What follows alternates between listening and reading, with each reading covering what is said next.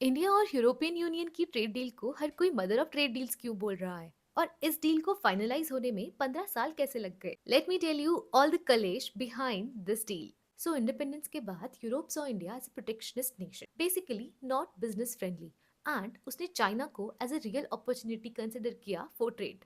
India ने भी post colonial history की वजह से यूरोप को एक रशिया वेस्ट राइवलरी के लेंस से देखा, और फिर 2013 में ट्रेड नेगोशिएशंस फाइनली स्टार्ट हुए। सो यूरोपियन यूनियन कुछ कंट्रीज का ग्रुप है, और ट्रेड नेगोशिएशंस के दौरान ही इंडिया के बायलैटरल रिलेशंस कुछ यूरोपियन कंट्रीज के साथ खराब हो गए। लाइक इन 2012 इंडियन ओशन में दो इटालियन मरीन्स ने टू इंडियन फिशरमैन को शूट कर दिया, to which India reacted very strongly and Italy got pissed. Germany got angry क्योंकि उसकी कुछ कंपनीज को रेट्रोस्पेक्टिव टैक्स देना पड़ा in India. Even France and Netherlands thought that India is not a good destination for long-term investments. और 2014 में political relationship इतने खराब हो गए कि annual summits also got stopped. और फिर आया एक मेजर डिप्लोमेटिक शिफ्ट। इंडिया ने EU मेंबर कंट्रीज के साथ बायलैटरल रिलेशंस रिपेयर करे। The efforts paid of and in 2016 India EU annual summit got restarted. During COVID, India and European Union realized that they are heavily dependent on China. China का trade surplus इन दोनों countries के साथ 1.2 trillion dollars था।